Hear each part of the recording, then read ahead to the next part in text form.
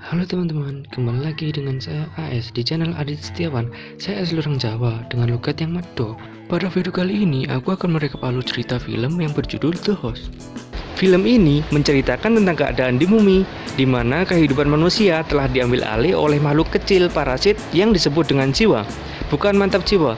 Mereka melakukan perjalanan ke planet-planet untuk memasukkan diri ke dalam tubuh manusia. Setelah itu, makhluk yang bernama jiwa dapat menguasai kesadaran pemilik tubuh dan bahkan dapat berkomunikasi dengan pemilik tubuh. Si jiwa itu dapat mengakses ingatan pemilik tubuh. Jika manusia telah dimasuki jiwa, akan memiliki tanda semacam cincin putih di matanya. Tetapi, masih ada beberapa kelompok manusia yang selamat dan berusaha melarikan diri dan membuat tempat persembunyian untuk menyusun strategi untuk melawan jiwa, sembari memenuhi kebutuhan mereka. Adegan awal di mana seseorang wanita yang bernama Melanie ini masih manusia normal sedang dikeroyok oleh orang-orang berpakaian putih-putih yang mana tubuh mereka sudah dimasuki makhluk yang bernama jiwa dan tubuhnya dalam kendali jiwa itu sendiri. Jiwa itu bentuknya gimana sih? Nyoh, delok dewe. Bingung aku jelasnya, pokoknya warnanya putih, ono rambutnya, nah terus urep. Tapi si Melanie ini kabur dan malah melompat. Nah, saya juga bingung aslinya maksudnya piye ngono lho. Untung tokoh utamanya nggak langsung mati. Dan adegan berpindah di mana Melanie masuk ke dalam ruang perawatan. Di situ kita diperlihatkan bagaimana cara orang-orang itu untuk memasukkan jiwa ke dalam tubuh Melanie. Mak seret, nah ngono kan. Nah baru ngono dikei jangan dhisik, bariku dilebokne. Perlu diketahui bahwa setiap jiwa itu mempunyai nama. Nah, kebetulan jiwa yang dimasukkan ke tubuh Melanie ini namanya adalah Wanderer atau bisa dipanggil dengan Wanda sajalah. Tubuh Melanie ini dikuasai jiwa yang bernama Wanda itu. Tetapi Melanie masih hidup, tetapi yang menggerakkan tubuhnya adalah Wanda. Jadi Melanie cuma bisa teriak-teriak aja di dalam tubuhnya sendiri. Adegan berpindah di mana si Melanie lagi berkomunikasi dengan si jiwa yang bernama Wanda yang menguasai tubuhnya ini. Dari hari ke hari, si jiwa Wanda yang ada di dalam tubuh Melanie ini mengakses ingatannya dan melaporkan setiap apa yang dipikirkan oleh Melanie, mulai dari kehidupan pribadinya, adiknya, pamannya, kekasihnya, dan lama-lama membongkar tempat persembunyian orang-orang yang masih hidup. Dan sejak saat itu, Melanie yang masih hidup dengan tubuhnya yang dikuasai oleh jiwa hanya bisa teriak-teriak memohon agar si Wanda itu berhenti menceritakan tentang kehidupannya karena akan membahayakan keluarganya yang bersembunyi di suatu tempat. Dari hari ke hari, Wanda dan Melanie ini semakin sering berkomunikasi dan lama-lama kasihan dengan Melanie dan merasa iba karena rasa cinta Melanie yang besar kepada adik kandungnya. Singkat cerita, Wanda yang menggerakkan tubuh Melanie itu berusaha untuk membantu Wanda kabur dan menemui adik dan keluarganya di suatu tempat. Saat di tengah perjalanan dengan mobil, Wanda merasa dibohongi oleh Melanie yang menunjukkan jalan. Oleh karena itu, Wanda memutarbalikkan mobil dan ingin kembali ke tempat yang semula. Tapi Melanie yang menolak dan entah gimana caranya Melanie mempengaruhi Wanda untuk membanting setir dan mobil oleng dan jatuh. Singkat cerita, Wanda menjalankan tubuh Melanie untuk berjalan ke tempat persembunyian pamannya. Karena perjalanannya yang sangat jauh dan tidak kuat lagi, akhirnya Wanda pingsan. Singkat cerita, pamannya Melanie yaitu Paman Jeb menemukannya dalam keadaan pingsan dan setelah paman sadar kalau Melanie sudah dimasuki jiwa, pamannya sangat terpukul dan kawan-kawan dari Paman Jeb akan membunuhnya. Tetapi si paman menghentikannya dan memutuskan membawa tubuh Melanie dengan jiwa Wanda ke tempat persembunyiannya. Di sana Melanie bertemu dengan banyak orang dan kekasihnya yang bernama Jared. Saat ia mendekati Jared ini malah menamparnya. Emang jamet. Ya mungkin karena si Jared ini melihat semacam cincin putih di mata Melanie, makanya Jared mungkin berpikir bahwa Melanie sudah nggak ada, tetapi jiwa itu 100% sudah menguasai tubuh Melanie. Tapi saat si bibinya Melanie mengatakan kepada dokter apakah jiwa dan Melanie yang masih ada di dalam tubuhnya ini perlu dibunuh seperti jiwa-jiwa yang lain. Setelah tidak terduga, adiknya Melanie yang bernama Jamie spontan berteriak tidak. Dan akhirnya Melanie digendong oleh kekasihnya itu yang bernama Jared untuk ditempatkan di ruang tersendiri, yakni tempat yang jauh dari orang-orang. Disitulah Jamie, si adik dari Melanie, mengintip dari atas. Adegan berpindah di mana para jiwa-jiwa yang menyadari bahwa Wanda telah membawa kabur Melanie langsung mencari jejak Wanda. Tapi hanya terhenti di mobilnya saja karena Melanie meminta Wanda berjalan di atas bebatuan yang membuat jejaknya tidak ditemukan. Adegan kembali kepada Jared yang ditemui 3 kawan lainnya yang berusaha membunuh Melanie, tetapi Jared yang hanya 1 orang melakukan perlawanan dan pria bernama Ian langsung mencekiknya. Beruntung kejadian itu tak berlangsung lama dan datanglah Paman Jeb, yaitu pamannya Melanie yang melerainya. Di sini Paman Jeb adalah pemimpin dari semua dan ini adalah tempat yang ditemukan Paman Jeb. Maka dari itu disinilah Paman Jeb yang punya kuasa. Adegan berpindah kepada Jared, kekasihnya Melanie, dan Ian yang sedang memantau para jiwa-jiwa yang berpakaian putih-putih. Dan karena tidak menemukan apa-apa, para jiwa memutuskan untuk membatalkan pencarian. Singkat cerita, Paman Jeb mengajak Melanie jalan-jalan di tempat persembunyiannya. Di saat yang lain bertindak tidak baik kepada Wanda dan Melanie, tetapi tidak dengan Paman Jeb yang berlaku baik kepada Wanda. Paman Jeb tahu bahwa Melanie ini bukan jiwa yang berbahaya.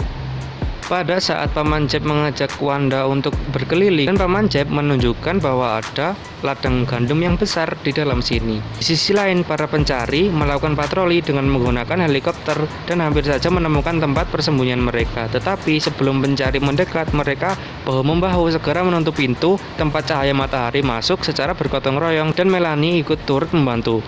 Karena Wanda mau membantu, Paman Jeb berterima kasih dan semakin yakin bahwa Wanda bukan jiwa yang berbahaya dan membiarkan Jamie menjaga Melanie yang di dalamnya ada jiwa Wanda. Karena rindu suasana dunia luar, setelah itu Jamie mengajak Wanda ke dalam ruangan yang dipenuhi cacing-cacing bercahaya yang menyala dan seakan-akan itu terlihat seperti bintang.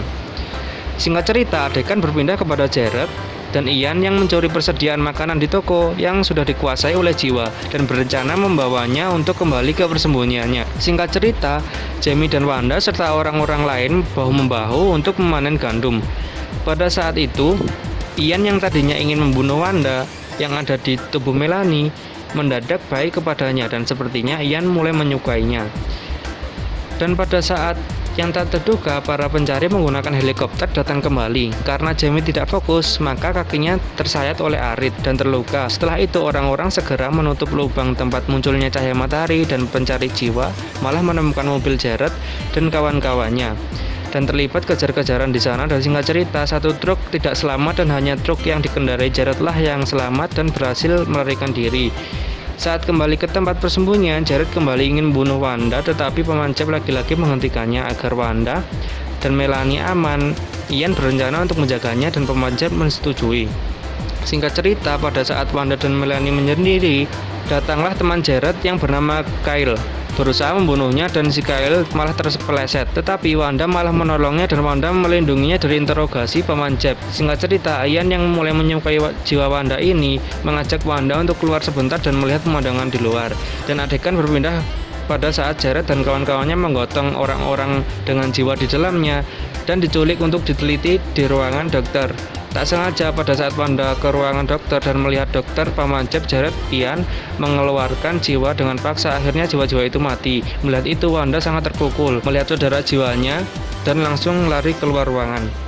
Singkat cerita, Paman Jeb ke ruangan Wanda dan menjelaskan yang dilakukan itu hanya sebatas untuk mengembalikan manusia-manusia di bumi agar dapat kembali menjalankan kehidupan dengan normal. Dan Wanda menjawab, tapi nggak gitu caranya bosku, itu malah akan menyebabkan konflik antara manusia dan jiwa ini akan terus berkepanjangan, kata Wanda. Selanjutnya Paman Jeb bilang kalau caranya ini salah, maka Paman Jeb tidak akan menugaskan anak-anak muda yang tadi untuk berhenti menculik jiwa-jiwa tersebut. Lalu Wanda bilang, bagaimana aku bisa mempercayaimu? Lalu Paman Jeb menjawablah, aku kan percaya padamu, kok bisa-bisanya kamu tidak percaya aku, Basreng.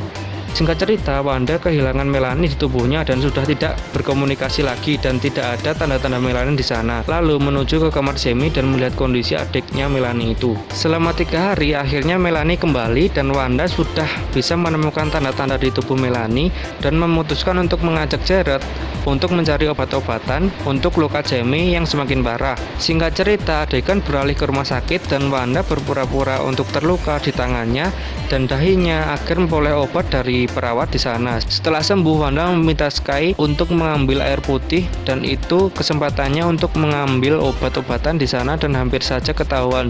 Setelah itu segera kembali ke persembunyiannya. Sebelum masuk ke mobil, Wanda melihat rumah-rumahan dari jiwa. Entahlah ia membawanya atau tidak. Adegan beralih di ruangan perawatan dokter dan Melanie meminta dokter untuk menyemprotkan itu ke kaki Jamie, dan seketika luka Jamie langsung sembuh. Singkat cerita, Wanda berbelanja ditemani Jared dan Ian. Perlu diketahui bahwa orang yang sudah kemasukan jiwa digratiskan untuk berbelanja maupun berobat di rumah sakit. Saat di perjalanan, mereka dihentikan oleh salah satu pencari yang melakukan interogasi kepada Wanda di awal film. Beruntung ada pemanjat yang dari belakang dan langsung menembaknya hingga sekarat. Singkat cerita, di ruangan perawatan, Wanda memberikan tips dan trik untuk mengeluarkan jiwa dari tubuh manusia dengan aman dan tanpa membunuh jiwa dan tubuh manusianya. Dan ini sangat membantu agar keduanya bisa tetap hidup. Dan setelah jiwa keluar dari orang yang bernama Leslie ini, Leslie sadar dan berterima kasih kepada Wanda yang telah menyelamatkannya. Singkat cerita, Wanda membawa jiwa itu di mana ia datang pertama kali di bumi. Setelah Wanda meletakkan di tempat jiwa itu, langsung terlempar jauh ke luar. Di mana tempatnya, saya juga nggak tahu. Selama berbulan-bulan, dokter melakukan pemisahan jiwa dengan orang-orang di bumi. Dan yang terakhir adalah Wanda yang dipisahkan dari tubuh Melanie. Dan Melanie tersadar kembali. Nah, terus di manakah Wanda? Nah, ini Wanda dimasukkan ke dalam tubuh manusia yang telah meninggal. Dan pada saat itu, Wanda dan manusia-manusia lain akhirnya menjadi teman. Di akhir film diperlihatkan ada kelompok lain di mana ada salah satu jiwa seperti Wanda yang masih hidup dan berteman dengan manusia. Dan cerita selesai. Saya jujur merinding pas di adegan akhir film ini. Jika Anda ingin merinding juga, maka menontonlah sendiri. Dan sekian dari saya. Terima kasih.